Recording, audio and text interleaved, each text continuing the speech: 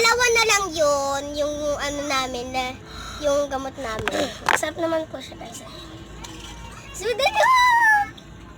so lagi kami umiinom nito. Diba? So, ayan, tiny buds.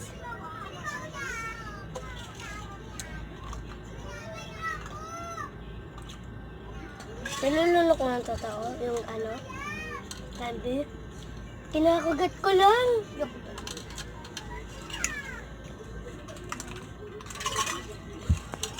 Guys, kita nyo naman po, yan.